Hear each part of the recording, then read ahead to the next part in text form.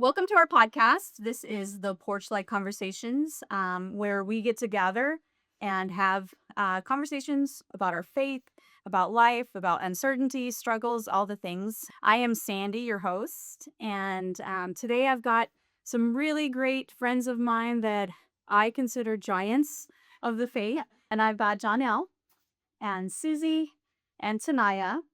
This is part one of many parts because we feel like there's just so much that we want to share.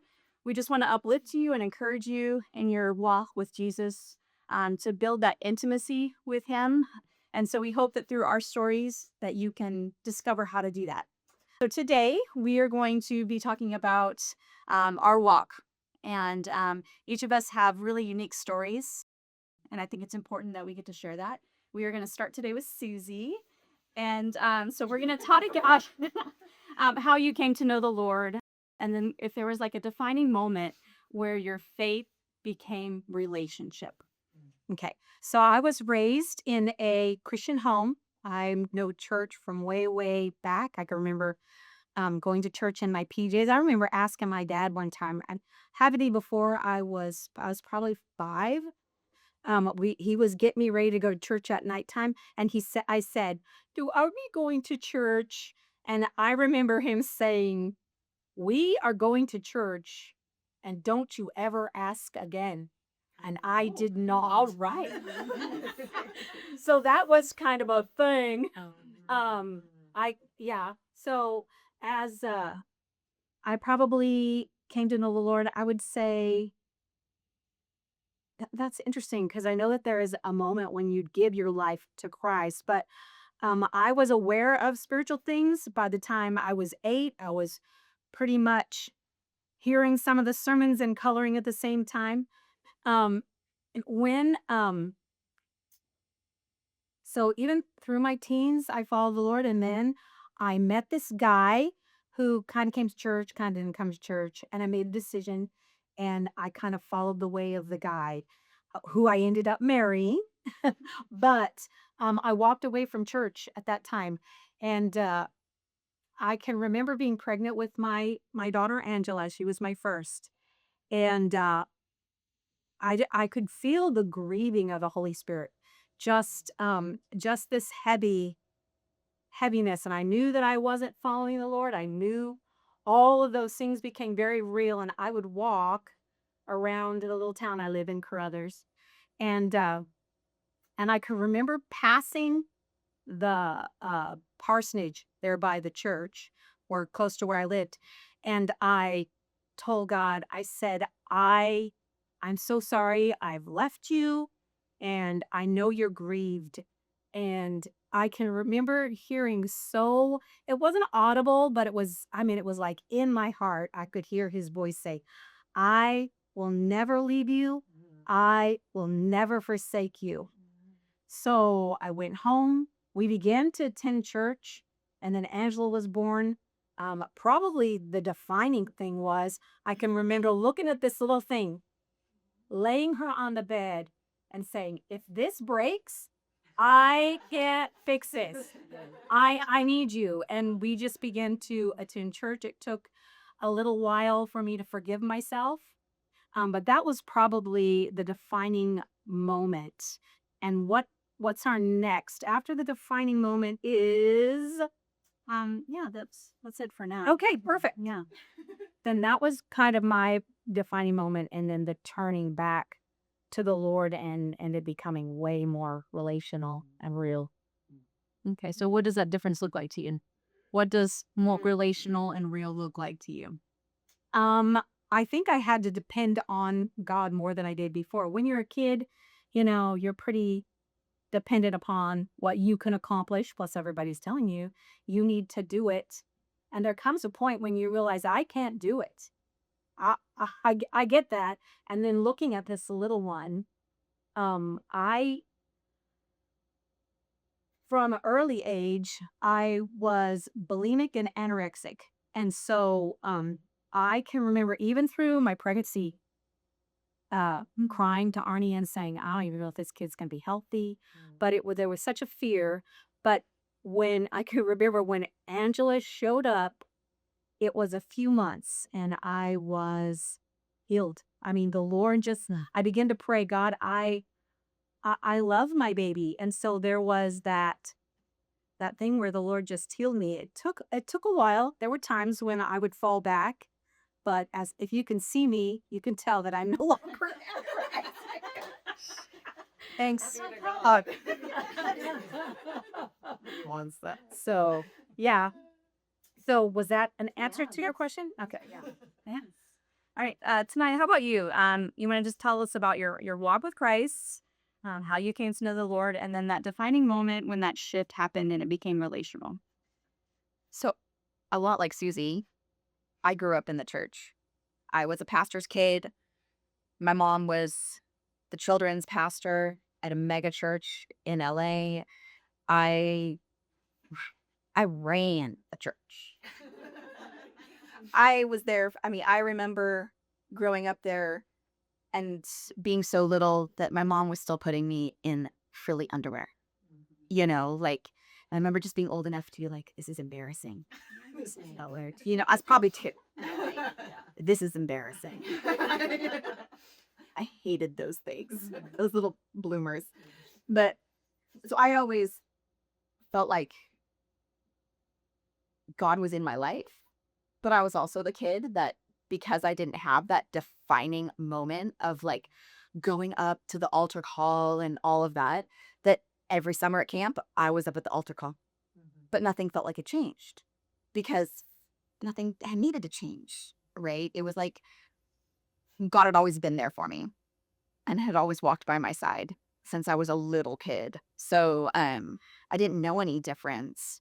Um and we literally lived at the church almost. Like my mom homeschooled us while working full time. And so I was in her church office and at the church and just that's how I grew up. So um the major defining moment for my walk with Christ though came when we moved to Colorado, and I was probably right around 30 and we were alone. It was just two babies. Like I had a brand new newborn and a 12-month-old. So I have almost Irish twins. And so I'm in a city that I don't know. I have no church family, no Rett family, no friends, and a husband who literally flies away for 4 or 5 days at a time. And during this time, he was off for some training. So he was literally gone for 2 or 3 months at a time. And I was alone. And the kids would not go to church. They wouldn't stay in the Sunday school. So I couldn't even start going back to church or find a church. And I would put them down for their nap. And I started sitting on my couch and just really, I was challenged by somebody to just pray in tongues for 5 minutes and then do a Bible study or my quiet time. And it was during one of those times when I had my eyes closed and I was just praying in the spirit that I got swooped up in the spirit. And my relationship with Christ during that time changed from this, okay, you're my God, I believe in you, intellectual, to the love of my life.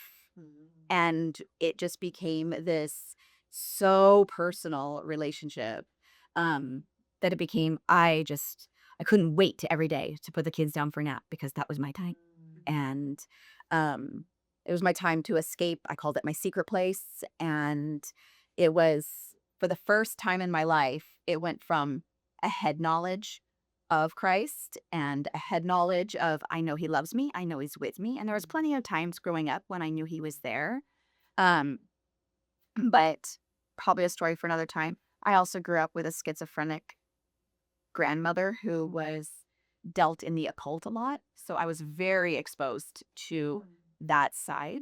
So I always gave the enemy more validation than Christ because I saw him play his hand in public, where God has a tendency to play his hand more privately. And so I would just, because of that, this was the first time. So I was about 30 and it all just changed. And he became the love of my life from that point on. And so that was my defining moment. My couch, very much alone, feeling desperate. Because a mom exhausted at my wit's end, like, isn't that classic, right? Bring us to our end. So that's all we have to hold on to. And then he filled me up when there was none we left, basically. So Yeah, so I see a pattern here with motherhood. right. That doing like Ellie does, stumbling. Yeah. I don't know. Okay, well, I mean, in some instance, we are very similar. I am Armenian, that's my ethnic background. And so, if you don't know this, Armenians were the first Christian nation. So, in 301 AD, the country of Armenia became Christian before Constantine forced everybody to in the Roman Empire. And so that kind of legacy, but I had a deeper legacy than that. I am the youngest of four kids who, by the time I could understand, knew that not only did my parents pray for me every day before I was born, but my grandparents on both sides. Like there was this legacy of faith. And my great grandfather was a Protestant minister in Armenia. So I have this legacy of being not a preacher's kid, but in the legacy of that. And I really, I would like you say, Tanaya, didn't know a time to not know the Lord. And obviously, as you get older, you can look back at your life and go, oh my gosh, Holy Spirit was so doing XYZ. But you didn't know that because you're like, I'm 6. Like, how can. Or it is normal. It's normal. Or does everybody think this way or feel this way or have this experience? And then the answer, you keep learning is no, no, no. And like, you're different. And so very wonderfully weird ways, I guess, for some. And again, before I accepted Jesus, right, I was 7. I walked into the kitchen and told my mom and dad, hey, I need you to come in your room so that you can get Jesus in me. Like I wasn't at a vacation Bible school. I just knew that this needed to happen. And the reason is my grandfather, my first grandfather that passed away, who I was named after because I was supposed to be John if I was boy. He had died when I was 6. And I wanted to go to that funeral. I had this connection with him. I saw him in the hospital in a rough state because I wanted to see him and felt compelled by the Spirit. And that's interesting just for the trajectory and how Holy Spirit has made me a person that needs to be, wants to be, and is in those end of life times. So the official was like 7, but even before that, I, felt and heard and knew.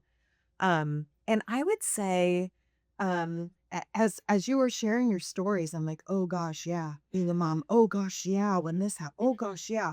And it seems like the Lord has always been just there and is just welcoming like this deeper and like, I want to not just be your God. I don't want to just be your savior. I don't want to just be your friend.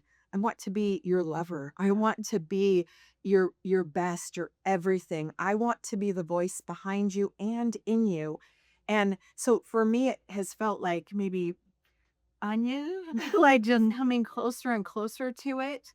But absolutely, because there have been time and time and time again where I'm just on my face, like, you love me this much and you want to be this intimate with me and you care this much about me. And I think one of the best things, so I'm kind of pudging and not really giving you a date, is to go back to some of these really traumatic times in my life when I wasn't thinking about Jesus in that way, and to have him walk me through and show me where he was in those instances. And I could right, even in this moment, I can be 18 years old when my sister had taken her life.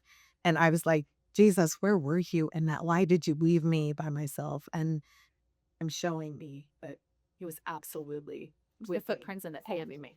The single set all over me. All over me. So yeah, it just feels like one brilliant facet at a time to reveal to me what he was already doing. It's not just my understanding of it, but it already was, right? It's beautiful. Ah, it's Yeah, that. Drink. Well, thanks for sharing that. I think as we just kind of end our little testimonies, what did your faith look like 10 years ago compared to today? And if you want to choose maybe your defining moment to be that, doesn't have to be exactly 10 years, but what has been that I feel like, just for me personally, um the acceleration of the spiritual things happening has accelerated the depth of my faith um exponentially. And so I'm sure that you guys are probably in that same boat. I mean, it could probably, what was your faith like a year ago?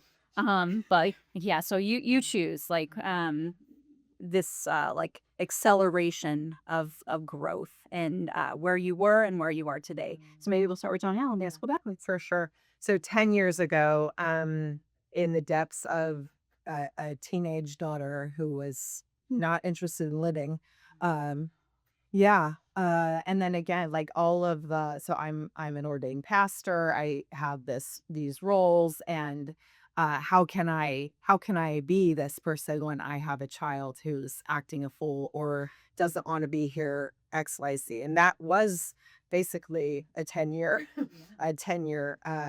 battle situation. And what the Lord started teaching me in that aspect of parenting was that Satan wanted to sift my daughter, but he got me thrown in for free. And that when that, right, when I was like, oh, I can't because I'm not holy enough, I'm not good enough, all my kids aren't perfect, right?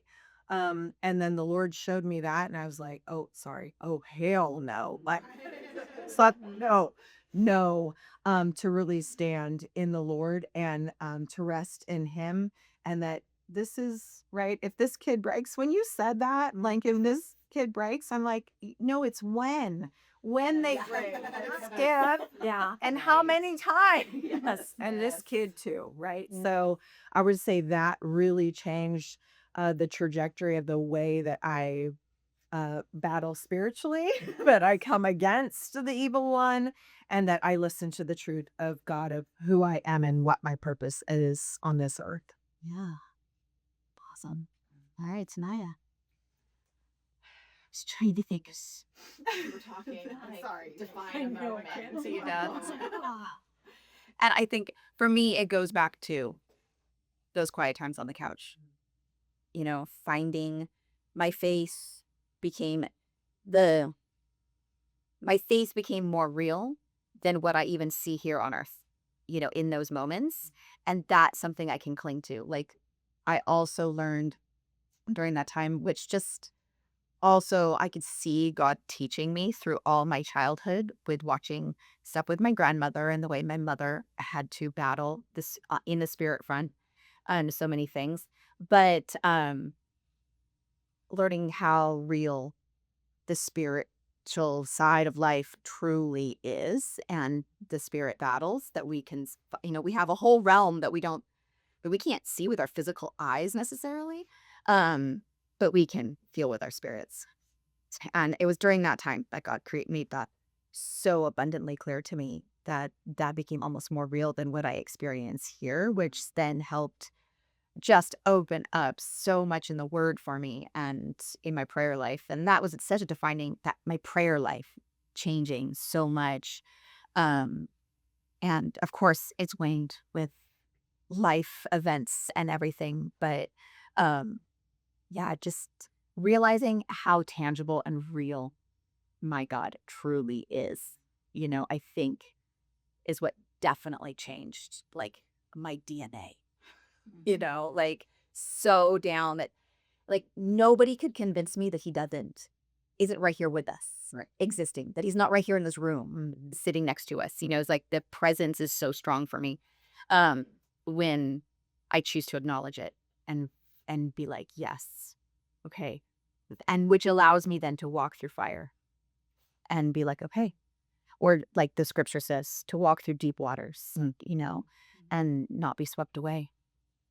So that definitely affected my faith. That's right. Susie? Okay. So, this is, yeah. It's more than 10 years ago when our pastors, so a little town, there's a church, you name the denomination, pick a denomination, email. But anyway, going to a church, he retires probably before he ends up retiring. And there was nothing else. These are your people that you grew up with, a small town. That was your family. But my daughter and her husband began to go to a house church. And so we began to go to house church with them because it was like, these people are weird. And I want to know what they're teaching my children. And so it was like, okay, we need to go. We need to be there. It didn't make them as weird. But it did make me a little bit more compassionate and become aware of they're just trying to figure out like everybody else. So having said that, there were, so the house church didn't end up lasting. We went to another kind of little house church. At one point, there was no church, and kind of like with Tanaya, you're all by yourself. I was never all by myself because I had people, but I still it was like, I cannot forsake the assembling of myself together with God's people. But God began to do, and it's still ongoing. Getting religion out of your psyche is so hard because our culture, you're brought up, and I'm not saying don't be good. Don't Those are things that come because you're a child of God and your nature is coming through. But the idea that work hard, pull yourself up by your bootstraps, do all the things you're supposed to do, and then God will be pleased with you. Do this and then God will be pleased with you. Um, I'm not saying that, I mean, just like a parent, we love it when our kids do things for us. That's not why we love them. Kind of like we were talking about but Henri earlier. It's like there's something about that. I love that. So I'm sure that when God looks at me, there are all of these things in me that he says, I love all those things that I created in you. But I couldn't love those things because was the good. I could do it. I can do this religious thing. I can do this. I remember saying that out loud. And when I think of saying to my pastor, who I was good friends with, I said, I could do this religious thing. It's not that hard. Because being good is something that it's a taught thing. There are plenty of people who are good, but that's not relational. It doesn't make me feel better inside. It doesn't connect me with Jesus. Jesus is it. That's it. And so that time, and like I said, it still is ongoing, is this idea of you and me, Jesus. Yeah, you and me. And of course we need to be connected to the body. That just helps in so many ways. But yeah, so that was, I think I answered the question. Yeah. You did? So dealing with the religious spirit, and is still dealing with reality spirit more than a decade. But yes, yeah. All right. So we're going to talk about growth now. And we will start with some Ed. What has been the most difficult season of your life, and how did that hardship challenge your faith? And then what did you learn about God's character that suffering? So what's been like the most difficult season that you'd like to share?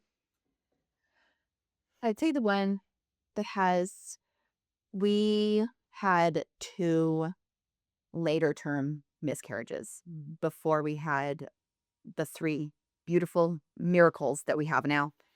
And that was hard for me. We kind of back up just a minute because this is a story that I want to make sure that we share. Can you explain why your babies are miracles? Yeah, so I understand, that was a tremendous hardship that I want you to talk about. But I want everyone to understand God's character, right? Through this and the miracle that he did in your life. So I should have been a spina bifida baby.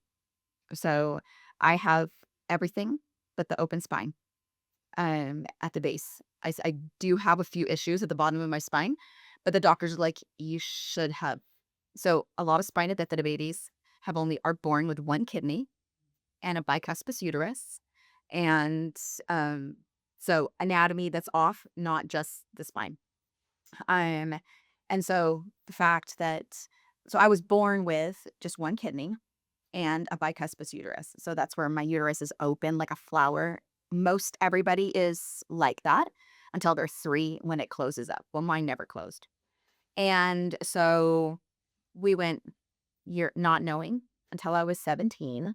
And I ended up in the ER with major abdominal issues, ended up with a abscess the size of a grapefruit in my abdomen, had to have emergency surgery, had half of my uterus removed, one fallopian tube removed, and was told would never know if I could even have children because I only had half a uterus. And half of that uterus was just a septum lining, not an actual uterine lining. So we were told until we tried, they weren't sure. There weren't very many cases at the time of successful pregnancies. They were afraid of a uterine rupture the entire time that I was carrying. The 3 that I managed to carry with half a uterus. So, so that's why the 3 that I have are definitely miracles. Yeah, my daughter was very squished the whole time. I mean, like, she helps stretch things out in there, right? Game for the boys. But yeah, it was pretty funny. And the minute she was born, she just wanted no swaddling, nothing. She wanted to be free. Had been in the show. After being squished for so long. So, but before we managed to carry her almost full term, we had 2, right around the 20-week mark, I would go in for my 20-week ultrasound and there would be no heartbeat. And at this time, we refer to it as our Job season. My husband lost his job. We lost our pets, like all of our animals. We then lost 2 children. And so it was just like, and this was all within a 6-month period. So during that time, I found myself very angry with God. Like, so angry. I'm like, you could have stopped this. You are the God Almighty. Why? Why? We go to church. We serve you. I love you. Like, why would you allow this to happen? And one day, my husband, bless his heart, he was so frustrated with my moping.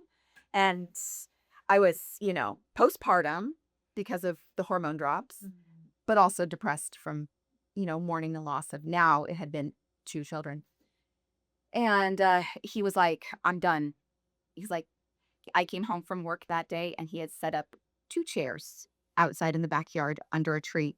And then my Bible and journal were sitting on one of them. And he walked me outside and he said, that's for you. That's for God. Punch it out. Yell, scream. I don't care. He goes, you are not allowed back inside until you are right with God. He goes, if you spend the night out here, I don't care. Like, this was tough love. And he was like, I'm done. I am done with you being so mad at God. You can't live like this. So he kicked me out.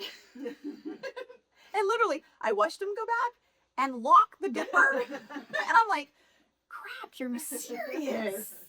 I sat there for a while sulking. And finally, I felt like God, like you had said, as close to an audible voice as you could get. God said, try me. I'm a big boy. I can handle your big emotions. And I don't know how long it was. I sat out there for the next probably hour or so, screaming at him, telling how much I hated him. I think there was probably some 4-letter words that were dropped. And hope, love, exactly. All of those. Right? But I discovered in that time that God was big enough to handle my 2-year-old tantrum. Because that's all it was. In his eyes, was just his little girl was sad. His little girl was really sad. And he was like, give it to me. I can handle it. I'm not going anywhere. I'm going to be right here with you. And he did. Like, after a few minutes, like, when you have your small child and they're throwing a tantrum, you can hug them, but they have no idea. Like, they have no sensory ability. They're so wrapped up in this emotion until it starts to subside that they don't even, you hugging them doesn't register for a few minutes. And that was me. But then once I did finally get enough out, all I could feel was his loving arms just embracing me and holding me and being like, it's okay. And I did. I felt like that toddler who just needed daddy's hug. And not being fearful from that point on of ever having an emotion that was too big for my God to handle was life-changing.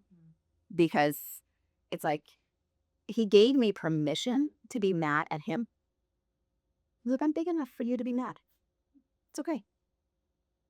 I'll show you that it's okay. That it wasn't me.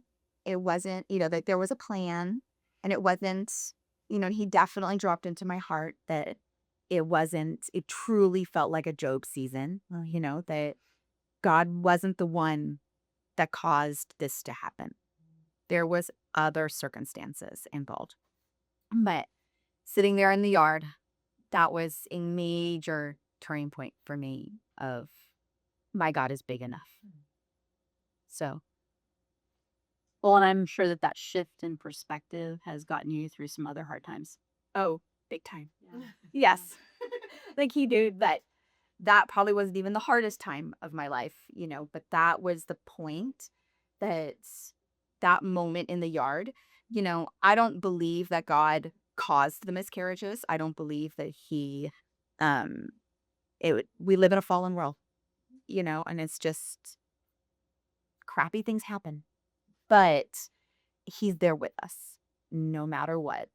And he knew how to turn that scar, as Robert Schuller would say, that scar into a star, right? And that was my North Star for so much of my life since then, was my God is big enough. That's cool. All right, Jonelle. I'm most vividly. It's awesome. I'm like, I don't know. You haven't had difficult seasons, right? No. Yeah. Oh my gosh. It's like which one, I know. Yeah. so which one to choose. But I think I'm gonna go. I think I have I think I'm gonna choose. Yep. Actually I'm gonna choose my sister because so my sister and father were in a motorcycle accident in 1986. I was 16 years old and my sister was 20. I was supposed to be on the motorcycle and I was being nice. Actually, I really didn't want to say that she could ride the motorcycle home with my dad for a host of reasons because we're sisters and sometimes we beefed about things. Yeah, sure. Okay, there we go. And that resulted in a a crash that left my sister in a coma. We were told that there was 50% that she would live or die. And if she lived, that basically she was going to be a vegetable, which was really, hard to take. So prayed through that. It was a miracle, an absolute miracle. My sister came back from that. This is in the 80s. We did not know about head injuries and bipolar. We did not know any of those things. So high, low. And 2 years later, she took her life. I wrestled with God so hard about this. Like, okay, I get how you bring glory out of everything, but how? Well, how are you bringing glory out of this? Like, why didn't you just let her die? We could have been okay. I mean, not okay, but you know what I'm saying. Like, it's like, are you toying with us? Are you okay? but I had all the right answers and I knew the truth, right? That God is good and God is bigger and he has a plan and she is with him. And I knew all those things. I studied every suicide. I could take someone under the table theologically about this if they came against me, which one guy did, and then he was sorry. That's okay. You got to know how to defend. Yes. And it wasn't until I was in seminary, and this is 6 years later, that I had assigned the book A Grief Observed by C.S. Lewis. It was required reading for my death and dying class. Huh. Do you think that's going to stir up some stuff? Yeah. And I read it on the airplane going. I came home for my dad's surprise 60th birthday. On the way home, I'm reading this book and I'm in a plane and I'm snot crying and not okay, just not okay. Because C.S. Lewis was saying things like Job would say, and I'm like, oh, you can't say that to God. You can't say that to God. You can't say that to God. And in that moment on that airplane, the Lord unlocked and unleashed something, same as you, like, bring it. You've never really grieved. You've never really mourned. You've said all the right answers. And a time back, 2 decades ago when I worked in a church, I was associate pastor for pastoral care and counseling. And in my office, I had a sign that said, that's the right answer. Now, what's the real answer? Nice. Right? Because this is the whole thing, right? How can we have this intimate relationship with our creator if we are BSing through life, or we're just saying What we think he wants to hear. what we think he wants to hear, or what we've heard others say? on that. And basically, like, no. And so that experience that he will go to the mat for me and with me. Exactly. I will take you on right now and also, hold my beer because I'm taking this guy for you. Same. That he is this. I know this is not the question, but I believe the fact that the church has stopped wrestling with God and wrestling with one another over theological issues, over these things. This is why the church is tasteless. This is why we're benign in the world, because we're not doing this. And so, yeah, just the permission to wrestle and to let him, like Job, like, gird your loins, like, I'm going to bring it now. But that he's willing to has been transformational for every hard season. That's good. Yeah. So like God's character. Yeah. And having a fuller understanding, not based on what some pastor in a pulpit has taught us, Right. or even a YouTube video, okay? But that we ourselves have wrestled with God. Yeah. Yeah. That's good. And actually, just to piggyback on that, in more recent times, in a relationship, I basically started praying the Jacob prayer. Like, I'm not letting go of you until you bless me. And when you think about it, like, Job was the biggest jerk and deceiver and liar. And who the heck did he think he was to be praying that prayer? And I say, Lord, change my name, dislocate my hip, let me walk with a limp. But I'm not letting go until you bless me. I mean, dang, what if we all started praying? I know. Well, it's good stuff. Yes. Yeah. All right, Susie. Difficult season. So might not gonna be anything like that. So, no, when I can remember when I turned 50, I called my daughter crying because this isn't how it was gonna look. I had things that I was gonna do for the Lord. Mind you, still working out of that same religious spirit. So now I'm 65. And probably when I turned 60, I said the same thing. And my birthday was recent. And so it's here I'm 65, Lord. I thought I was going to do stuff for you. So I'm just going to preface this because I felt like, and I probably need to remember, kind of like it says in Revelations, remember from where you've fallen. Remember your first love. Oh, and now I lost my train of thought. Anyway, so that religious spirit of, You were I'm did a zoo for God. That's what it was. Yeah. That I'm going to do this for you, and I'm going to make sure. That's what it is. My name, Susan, means lily of the valley. I was born in May. The birth month for May is lily of the valley. I looked up, my date of my birth literally kind of goes, I was gray, so it'd be 5. Um, but at one point here this last year, I felt like the Holy Spirit said, what if you're just the lily of the valley? What if you're just there for me to behold? What if it's just good enough for you to let me love you? What if you don't do anything? And it's like, that's really hard, God. Yeah, that's a really hard thing because I don't call it indoctrination, but all of my learning goes to, I'm going to do something for the Lord. I know that I'm called of God. But then when I really look deep about the whole, are you called for God or you just want the pulpit? Are you called to do this or do you just want that? I just want you to know that I love you.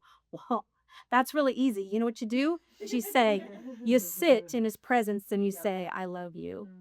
Um, and so those are kind of those places that I feel like I'm still in the middle of figuring out how to be loved by Jesus without the struggle of I just need to do something for you, which of course it's such a catch right there because it's like when you love someone, you want to do for them, but there's a different. It's just different when it's something you're doing out of love or something you're doing out of fear or something you're doing out of, I'm supposed to do this. Mom said do this, the obligation. Yes. No, that's super interesting. So, like the two of you, the bigness of God, and then you, the tenderness, right? And I feel like the release to just be who you are. That's beautiful. All right, so we're gonna close this up, and we're gonna start with Darnell. So if you could sit down with your younger self before any hardships, what would you tell her? I'm gonna cry right now. Shoot, that's what I would say, Jonelle, you are exactly who God wanted you to be. You are exactly who he had in mind. Do not strive. Do not try to prove yourself. Just live and walk in me, and it's all gonna come out. So take a breath and take a breath, and let's do this. The movie The Shack. Okay, so the one picture when I think about Jesus and me hanging out with Jesus is the scene where Jesus starts running across the lake or the water, and then he comes, like, come on, let's go, like that kind of thing.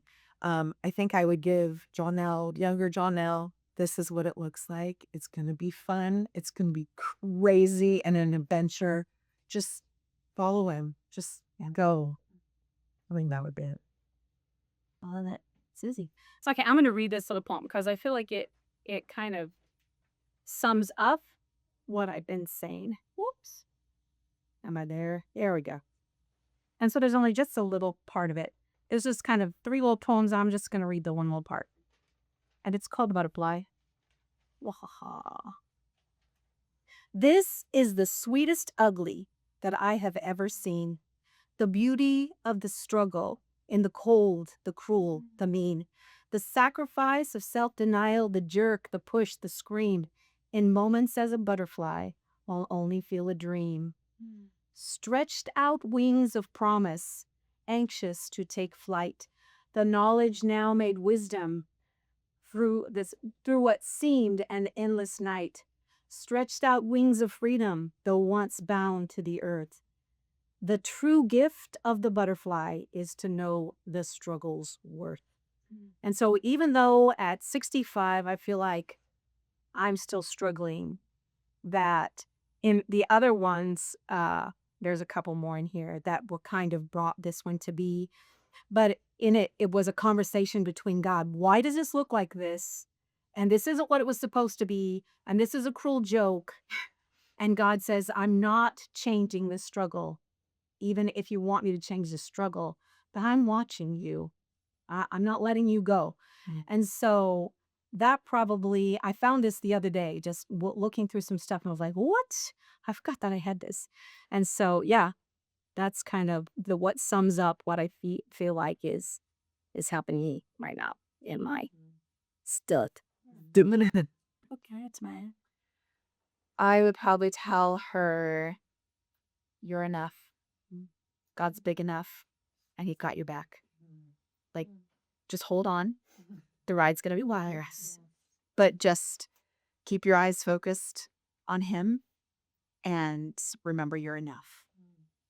we take this, we say these things to our younger self, and so what's one truth that you're going to cling to today? So now you just spoke to your younger self. You know that tomorrow is going to bring more challenges. Yes. So Jonelle, if you want to, we can just share that way again. Like, what is your truth that you're holding on to today to take you into tomorrow? Actually, that I can have joy in today and that I can smile and the Lord keeps bringing me back to that childlikeness and all the beauty of that. And really, the thing when I think about my childhood is imagination and play and just all the possibilities. And I think that is even before you asked that question, I was like, I can live today with that open possibility. I can live today thinking about, in 10 years when I'm 66, what I'm going to say to myself. What would I say that? And it would be this same thing, like live into that joy. It's yours. You have it. I like that.